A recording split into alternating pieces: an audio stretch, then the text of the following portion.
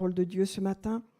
Gloire à Dieu. Je vous ai parlé la semaine dernière de l'importance de l'influence, combien nous sommes des êtres influençables.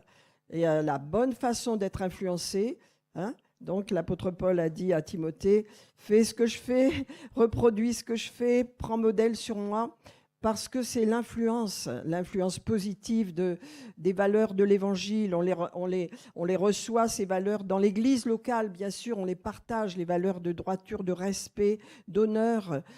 Toutes ces valeurs viennent de l'Évangile et influencent nos vies. On a appris, quand on est venu à Jésus, eh bien, on n'était pas du tout dans le coup, on peut dire.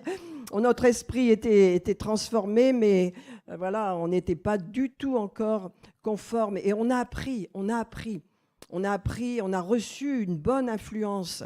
Et en tant que chrétiens, nous sommes appelés à avoir une bonne influence dans nos familles, auprès de nos enfants, auprès de nos parents, mais également auprès de nos amis. Mais il y a aussi l'inverse, il y a le fait qu'il y a des mauvaises influences. Et ces mauvaises influences, il faut les identifier. Et donc, elles viennent sur nous, bien sûr, au travers des relations, mais également aussi dans ce monde, il y a beaucoup d'influences. Comme on l'a dit la semaine dernière, ils viennent au travers de nos sens, au travers de nos yeux. Nous pouvons être influencés par ce que l'on voit, par ce que l'on entend, et également parce que nous disons nous-mêmes. Et donc, ce matin, bien sûr, je voudrais vous parler de la force, de la puissance qu'il y a dans nos paroles, parce que nos paroles ont de l'influence sur nos vies. Dans Proverbe 18 au verset 20, c'est important, c'est une base bien sûr qui nous rappelle que c'est du fruit de la bouche, c'est le fruit de ce qu'on parle, de ce qu'on dit, n'est-ce pas, que l'homme rassasie son corps. C'est pas l'inverse, c'est ce que l'on parle qui va avoir de l'influence sur notre corps, sur notre santé, sur notre énergie, sur tout ce dont nous avons besoin. C'est ce que nous déclarons, indépendamment de ce qu'on ressent. Donc il est dit, c'est du fruit de sa bouche que l'homme rassasie son corps. C'est du produit de ses lèvres qu'il se rassasie. Alors attention, ça veut dire soit d'une façon, soit d'une autre. Lorsque nous parlons positivement, nous parlons la parole de Dieu, nous parlons positivement à notre corps, eh bien, il va en subir les conséquences, il va être influencé lui-même. Mais lorsque nous parlons mal, et lorsque nous déclarons constamment que nous sommes fatigués, que nous ne pouvons pas, que ci, que cela, ça va avoir un effet sur notre corps, parce qu'il est dit, c'est du produit de ses lèvres que l'homme rassasie son corps. Et le verset 21 nous rappelle la mort et la vie sont au pouvoir de notre langue. Quiconque l'aime en mangera le fruit. C'est terrible ce passage parce que la vie et la mort, on a le choix, comme je vous l'ai dit, on est libre. Restons libres. Ne faisons pas de notre liberté un problème, au contraire, pour faire des choses et nous mettre sous l'esclavage à nouveau. Dieu nous a libérés. Nous sommes des êtres libres et il faut rester libres. Mais lorsque on parle mal, lorsque on parle l'opposé de la foi, l'opposé de ce que Dieu a fait, lorsqu'on libère des paroles négatives, elles vont produire. Elles vont produire parce que la mort et la vie sont au pouvoir de notre langue. Et donc, vous voyez, prendre le contrôle de la langue, c'est extrêmement difficile. Parce que nous sommes des êtres impulsifs, n'est-ce pas? Et quand on vit quelque chose, eh bien, tout de suite, on l'exprime. Voilà, donc ça demande beaucoup de force de caractère. Et c'est ce dont on a besoin, avoir un caractère fort. C'est quelque chose qu'on développe grâce à Dieu, par le Saint-Esprit, au travers des difficultés, des épreuves par lesquelles on passe, parce qu'on apprend, n'est-ce pas, ce dont il est parlé dans la parole de Dieu, Paul qui l'a dit à Timothée, et de la maîtrise de soi. Savoir maîtriser sa langue, c'est vraiment avoir un caractère fort, c'est commencer vraiment à entrer dans une autre dimension. Et ça, c'est pas facile. On a besoin de l'aide de Dieu. Mais on a besoin aussi de savoir et d'apprendre et d'étudier l'influence que peuvent avoir les paroles sur notre vie, sur notre corps, sur l'atmosphère de notre foyer, sur l'atmosphère de notre maison. Nos paroles sont créatrices. Les paroles, vous savez, elles retentissent dans le ciel. Il est dit, par tes paroles, tu seras condamné, par tes paroles, tu seras jugé.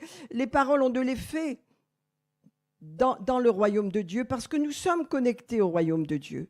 Et donc, les paroles ont de l'effet. C'est du fruit de ta bouche que tu rassasieras ton corps. Et c'est du produit de tes lèvres que tu te rassasieras. Donc on voit toute l'importance, toute la puissance qu'il peut y avoir dans les paroles. Les paroles ne sont pas anodines. Ce que l'on dit les uns sur les autres a de l'influence. Regardez comme on peut être blessé. Les paroles peuvent blesser, comme elles peuvent relever. Elles ont de la puissance. Elles vont aller directement dans vos émotions, la parole. Elles peuvent vous affliger, elles peuvent vous blesser, elles peuvent vous mettre par terre, comme elles peuvent vous relever et elles peuvent vous fortifier. Les paroles sont plus que des paroles. Il faut que nous sachions que les paroles contiennent en elles-mêmes une puissance créatrice. La même puissance que le Seigneur a utilisée à la création du monde. Il a parlé, les choses se sont faites. Donc dans nos paroles, il y a de la puissance. Et c'est important qu'on le réalise parce que l'effet de nos paroles n'est pas seulement « voilà, j'ai parlé, oh, pardonne-moi Seigneur », mais il y a un effet spirituel dans les paroles. Alléluia. Et lorsque nous parlons mal et quand ça se continue, on ouvre des portes à l'ennemi au travers de nos paroles parce que la mort ou la vie sont au pouvoir de nos paroles. Alléluia. La mort ou la vie est au pouvoir de nos paroles, de ce que nous disons. Soit nous apportons la mort, soit nous apportons la vie. Donc vous voyez que ça demande vraiment d'avoir un caractère formé de façon à apprendre à prendre, on peut dire, autorité sur ce que l'on dit, à prendre autorité sur notre bouche. Ce que l'on dit est puissant. Et ce que l'on dit, on peut dire, est relié au monde spirituel. Ça veut dire que ce que vous dites est entendu dans le ciel, mais aussi par les démons, par les ténèbres, et aussi par les anges. Donc c'est spirituel, ce que nous déclarons, ce que nous parlons a de la puissance. Et grandir dans le Seigneur, c'est grandir aussi dans le fait de maîtriser ses paroles. Et vous savez, l'apôtre Jacques, vous le savez bien, en a parlé beaucoup. Il a dit que c'était quelque chose de très difficile. On va le regarder quand même. On va le lire dans Jacques chapitre 3, je crois. Parce que la parole est une puissance, ce que je déclare est puissant.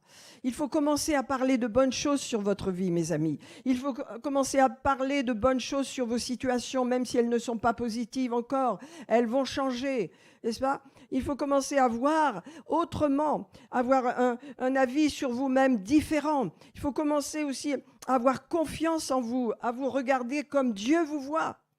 Amen. C'est important et automatiquement vos paroles vont changer. Et vous devez faire un effort. Ça demande, je le dis, la force de caractère d'un chrétien.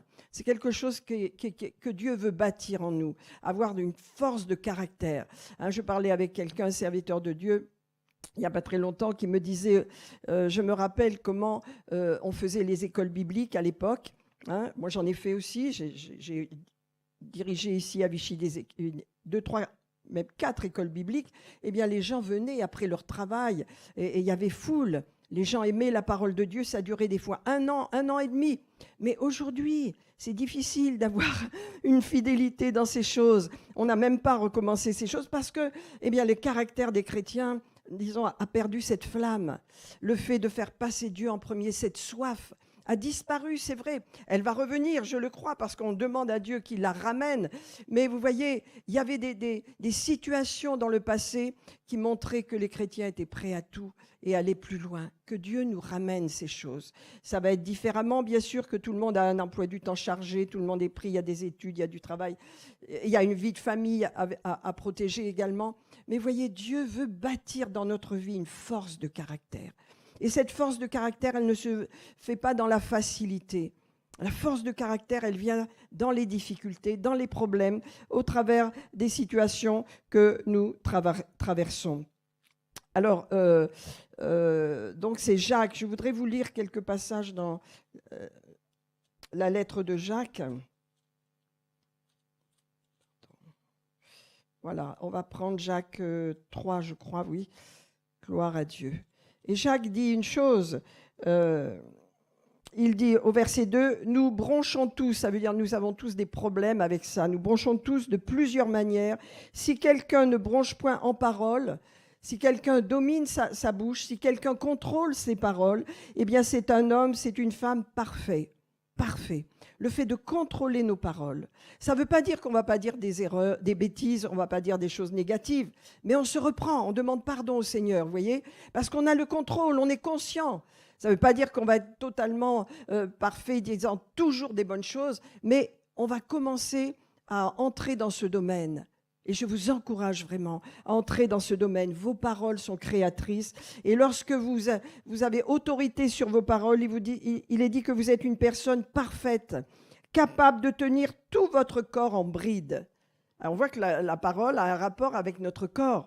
La parole a un rapport direct avec notre santé, avec nos forces, avec nos attitudes. Donc c'est important. Et regardez, il va dire... Nous mettons le mors dans la bouche des chevaux pour qu'ils obéissent et nous les dirigeons ainsi et nous dirigeons tout leur corps. De même, les navires, il donne des exemples, sont dirigés par un tout petit gouvernail. Mais la langue est un petit membre et elle se vante de grandes choses. Voici comme un petit feu peut enflammer une grande forêt. La langue a tellement de pouvoir. Lorsque, par exemple, les rumeurs, vous avez entendu les rumeurs, quand quelqu'un lance une rumeur, hein, je pense à une rumeur d'une chanteuse il y avait une rumeur dans les années 90, on disait que c'était un homme, voilà. Une rumeur a été répandue sur cette personne. C'était une rumeur, c'était faux, bien sûr, et la rumeur s'est étendue. Et les paroles ont pris de l'effet, c'était dur pour cette personne d'entendre ça, elle a dû se justifier, etc. C'est terrible. La puissance des paroles, c'est comme un feu. Mais à l'inverse, lorsque ce sont des paroles créatrices, des paroles positives, des paroles de vie qui sont libérées, c'est aussi un feu. Alléluia. Amen. Mais l'apôtre Jacques nous dit, la langue est un feu. Et il dit, c'est le monde de l'iniquité. C'est pourquoi nous devons le dominer. Parce qu'en Jésus-Christ, c'est possible. Alors peut-être qu'avant, quand nous n'étions pas chrétiens, un jour nous parlions bien, le lendemain nous parlions mal, nous avions des opinions en haut, en bas, ça variait. Mais quand on est devenu chrétien, on a senti qu'on ne pouvait plus dire les mêmes choses, qu'on ne pouvait plus parler de la même façon. On a senti que pour plaire à Dieu, il fallait entrer dans un domaine de foi. Et que Dieu nous donnait un nouveau regard à la fois sur nous-mêmes et à la fois sur le monde autour de nous. Mais si on ne contrôle pas la langue, notre langue est un feu, c'est le monde de l'iniquité. La langue est placée parmi nos membres, souillant tout le corps. Vous voyez que ça a un rapport directement avec notre corps. Quand on a un problème, mes amis, de santé notamment, on doit veiller à notre confession, on doit veiller à ce qu'on va dire, parce que ça a de l'influence sur notre corps, directement. Il est dit, regardez, cette langue, cette façon de parler va souiller tout le corps, enflammant le cours de la vie. Ça veut dire, la parole va donner on peut dire va libérer des situations de disputes, des situations de problèmes de toutes sortes à cause de la langue. Vous voyez, elle va enflammer le cours de la vie, créer des divisions, créer des jalousies, créer des difficultés de toutes sortes, parce qu'elle n'est pas contrôlée. Nous devons placer notre langue sous le contrôle de notre esprit. Je vais vous dire pourquoi tout à l'heure. Et il est dit, étant elle-même enflammée par la géhenne, Satan est là toujours à inspirer de mauvaises paroles, de mauvaises pensées. Tant que nous ne parlons pas, c'est pas grave. On peut avoir toutes sortes de pensées. Lorsqu'on ne leur donne pas vie, c'est pas grave. À partir du moment où on commence à les parler, on ouvre des portes. C'est pourquoi nous devons apprendre et demander à Dieu qu'il nous aide à contrôler notre langue. Alléluia. Il est dit, aucun homme ne peut contrôler la langue. Regardez le verset 8. La langue, aucun homme ne peut la contrôler, ne peut la dompter. C'est un mal qu'on ne peut réprimer. Elle est pleine d'un venin mortel. Il faut en prendre conscience. Ce que je dis spontanément, quand ce n'est pas sous le contrôle de mon esprit, je dois veiller. Qu'est-ce que je viens de dire là? Je peux arrêter l'effet de ma parole. Je demande pardon au Seigneur, je brise cette parole, qu'elle n'ait aucun effet sur personne. Voilà, mais parce que je veux contrôler mes paroles. J'ai besoin de ce message, vous avez besoin de ce message, c'est un message dont nous avons besoin pour contrôler nos paroles. C'est contrôler notre corps, contrôler notre vie également. Alors, regardez ce qu'il est dit, verset 9. « Par elle, nous bénissons le Seigneur, notre Père, et par elle, nous maudissons les hommes faits à l'image de Dieu. » Ça va loin, mais vous voyez, quand on parle mal des gens, quand on parle mal dans notre famille, de nos amis, on maudit. On ne se rend pas compte, mais maudire, c'est pas dire je te lance une malédiction, c'est dire du mal. Et donc ça, Dieu ne veut pas. Il dit que nous sommes appelés à bénir. Jésus a dit, bénissez et ne maudissez pas. Parlons du bien, disons du bien. Aidons, soyons pas aveugles, mais avec une bonne attitude. Et il est dit, de la même bouche sur la bénédiction et la malédiction, il ne faut pas, mes frères, qu'il en soit ainsi. Ça veut dire, arrêtons de parler mal. Même des gens qui vous posent des problèmes, même des gens qui sont vos adversaires, parlez bien d'eux. C'est une puissance, vous savez, vous libérez sur eux quelque chose de fort qui fait que leur cœur va changer. Parlons, apprenons à modérer notre bouche et à la dominer, parce que nos paroles sont créatrices. Alors je voudrais partager avec vous, vous savez, Jésus a dit « Mes paroles sont esprit et vie ». Les paroles que Dieu a écrites, que le Saint-Esprit a écrit dans la parole de Dieu, elles sont esprit et vie, elles donnent la vie en toutes circonstances. Et donc je voudrais que, alléluia, merci Seigneur, gloire à Dieu, qu'on voit l'importance de nos paroles reliées au monde spirituel, parce que nos paroles ont un effet dans le monde spirituel. Or, vous savez que le Seigneur a libéré ses anges. Dans le livre des Hébreux, dans l'épître des Hébreux, il est dit que les anges sont des serviteurs. Ils sont là, ils sont envoyés par Dieu pour nous servir, pour nous aider, à nous qui sommes les héritiers du salut. Donc nous avons l'assistance des anges dans notre vie. J'ai l'assistance des anges, vous l'avez, l'assistance des anges chez vous, dans votre travail, partout où vous allez. Vos anges sont envoyés par Dieu. Par contre, nous allons apprendre quelque chose. Je crois que c'est dans le psaume 102 ou 103, que les anges, voilà, c'est 103, on va le prendre, psaume 103, verset 3, que les anges obéissent à la voix de la parole de Dieu. Ah, ça veut dire qu'ils sont envoyés par Dieu, ils entendent vos paroles et ils sont en action. Mais lorsque vous arrêtez de parler la parole de Dieu, la foi, et que vous commencez à dévier complètement, à parler négativement, vous arrêtez, vos anges, ils sont là en train d'attendre et se disent, bon, j'attends, on ne peut plus rien faire parce que ça bloque vos anges. Et ça, il faut le savoir que nos paroles, c'est pourquoi je vous ai parlé de l'incrédulité tout à l'heure, parce que ça bloque l'action de Dieu dans notre vie. Et l'action de Dieu, elle se passe au travers des anges. Les anges sont là. Rappelez-vous, lorsque la première église est née, il y avait une activité angélique formidable. Les anges se manifestaient, ils se montraient, ils dirigeaient les choses, ils parlaient aux chrétiens d'aller à tel endroit, Philippe, tout ça. C'est les anges qui étaient en action.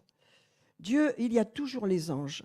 Les anges n'ont pas changé, n'est-ce pas? Il y a toujours les anges qui sont libérés auprès des chrétiens, qui vous suivent, qui sont avec vous. Ils sont là, vous n'avez pas besoin de les voir, vous devez le savoir. Et vous devez veiller à vos paroles. Chaque fois que vous parlez la parole de Dieu, les anges sont en train d'agir. Ils sont libérés, ils sont contents, parce qu'ils obéissent à la voix de la parole. Regardez, on va le lire, 103, prenez le psaume. Alléluia. Pourquoi je vous dis cela? Parce que nos paroles sont spirituelles. Elles peuvent libérer des mauvais esprits et ouvrir des portes, et on n'en veut pas, ou elles peuvent libérer vraiment les âges en activité, de façon à ce que les portes s'ouvrent. Il y a des situations qui ne bougent pas en un jour. On le sait, Bernard et moi, on est passé par toutes les situations. On sait qu'il y a des situations qui demandent beaucoup de patience, de foi et de patience. Mais on passe toujours. Alléluia. Quand on est dans la foi, les situations s'ouvrent toujours, les portes s'ouvrent toujours, même si ça prend du temps. Parce que les anges sont en activité. Et il y a des situations qui prennent du temps. Tout ne se fait pas en instantané, c'est terminé. Avec Dieu, il y a un temps pour tout. Et regardez, on va prendre le psaume 103. Voilà. Alléluia.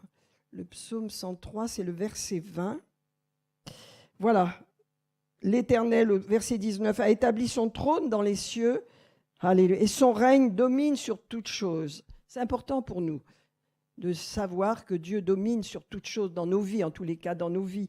Amen. Bénissez l'Éternel, vous tous ses anges, qui êtes puissants en force et qui exécutez ses ordres en obéissant à la voix de sa parole.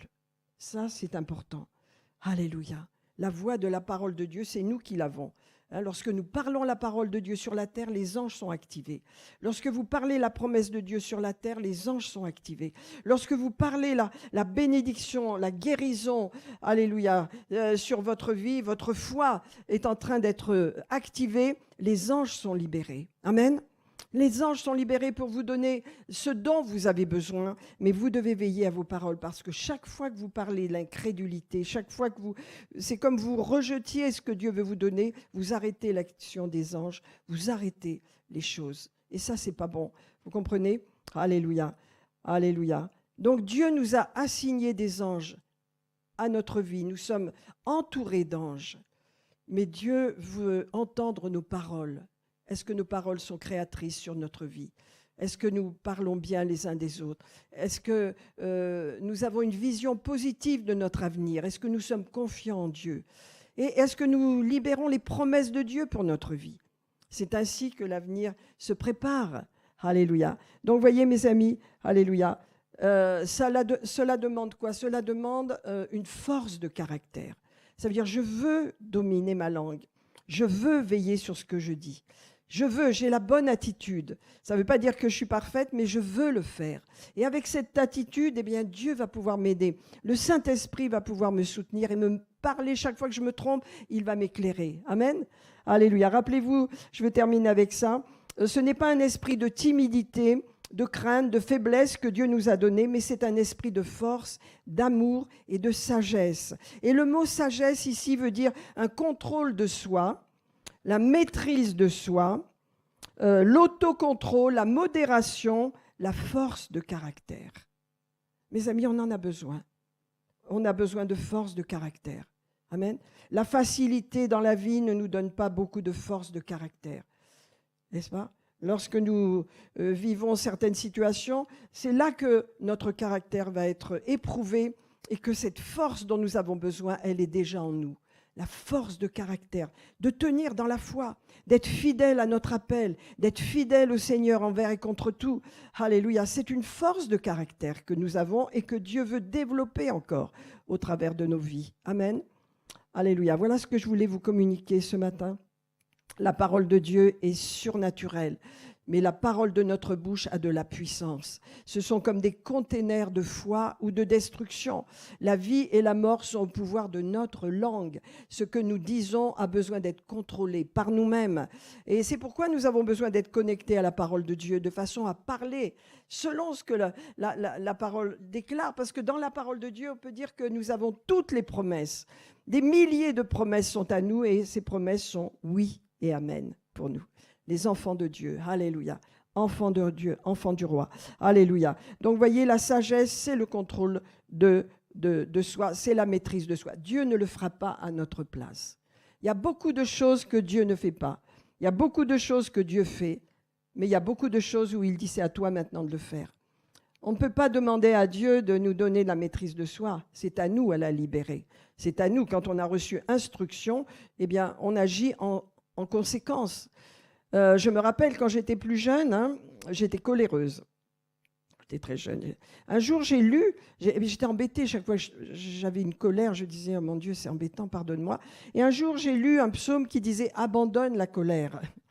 Ce serait mal fait. Abandonne, ce mot abandonne la colère, c'est venu dans mon cœur et j'ai été libérée avec cette parole.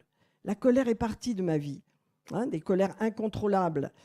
Abandonne la colère. La parole de Dieu est là pour nous édifier, elle est vivante et elle marche. Elle nous apporte les solutions dans notre vie.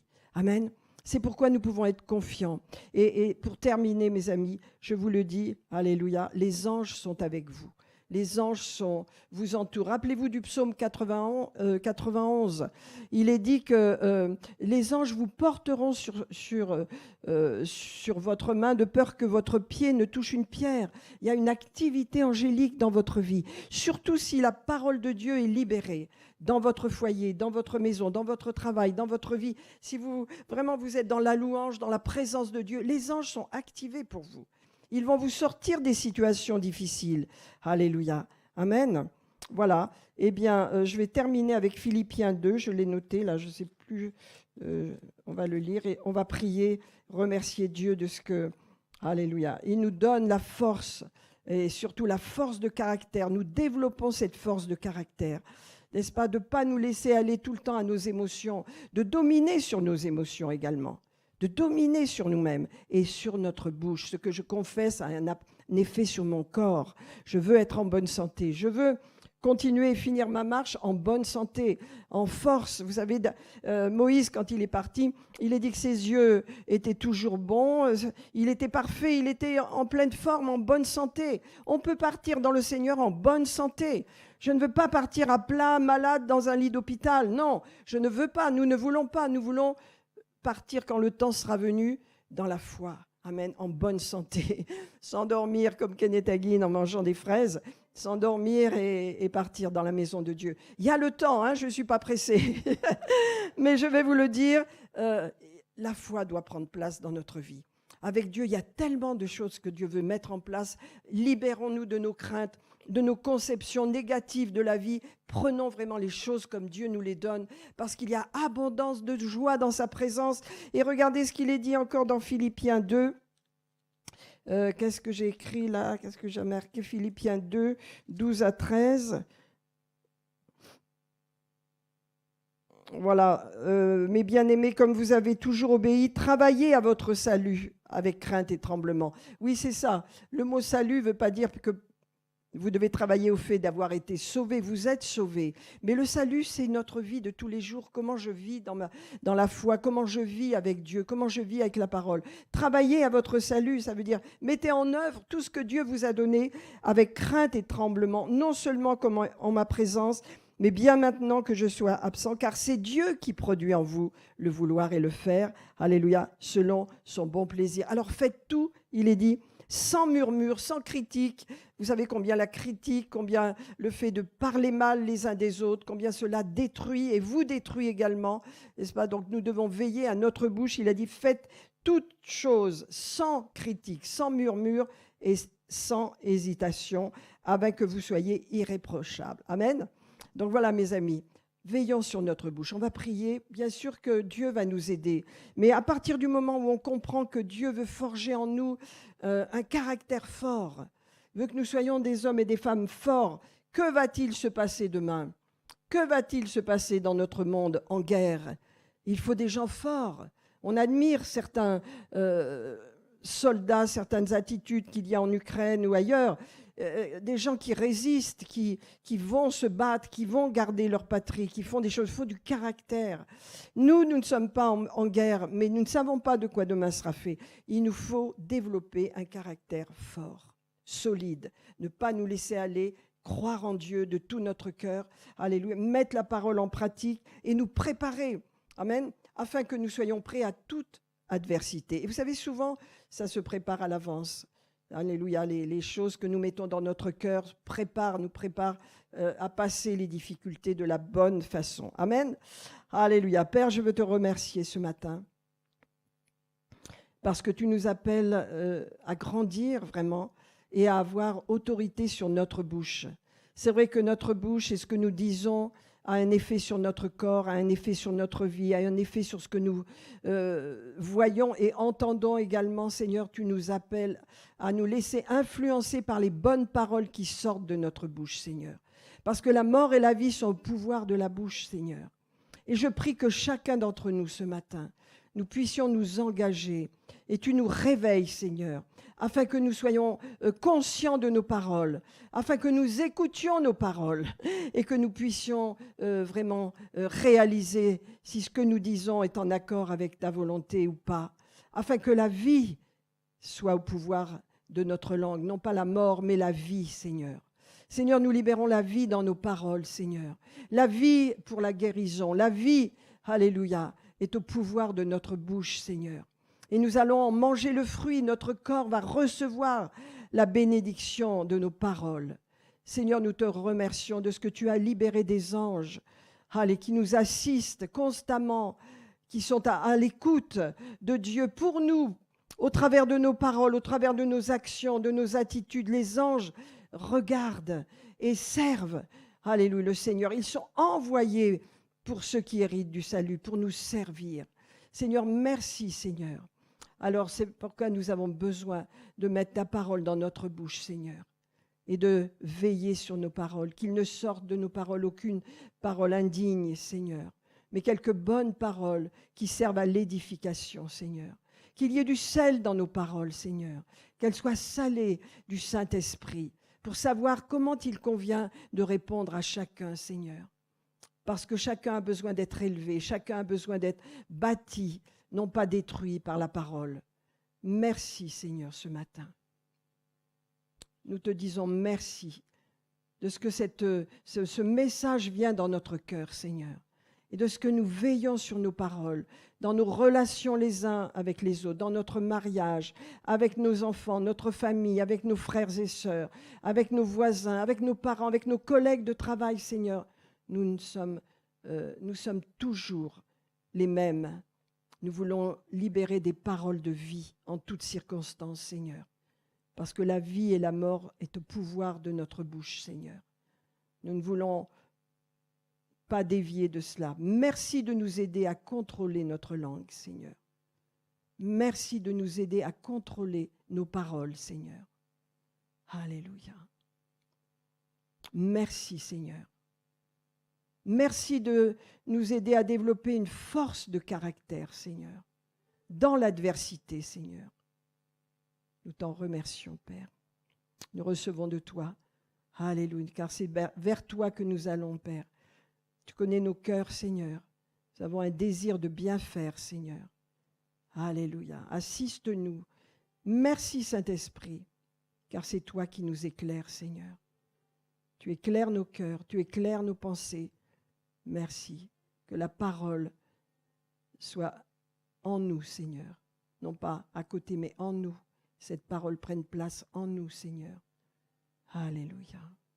Pour que nos paroles soient en accord avec la parole de Dieu qui est éternelle. Parole de Dieu qui est l'outil que Dieu nous a donné pour vivre cette vie, qui est le précieux cadeau, le précieux don que Dieu nous a donné, sa parole. Alléluia. Merci, Seigneur, pour l'assistance des anges, Seigneur.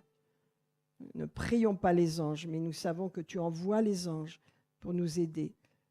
Merci pour cette présence, Seigneur. Gloire à Dieu, gloire à Dieu, gloire à Dieu. Merci que les anges déversent vraiment l'onction de Dieu sur chacun de nous ce matin. Nous voulons passer dans une nouvelle dimension de foi, conscients de nos paroles, conscients de l'importance de ces paroles que nous déclarons. Alléluia. C'est ainsi que nous régnons sur la terre, Seigneur. Nos paroles ont de l'incidence sur la terre. Que la volonté de Dieu soit faite sur la terre comme au ciel, à travers de nos paroles, Seigneur. Alléluia.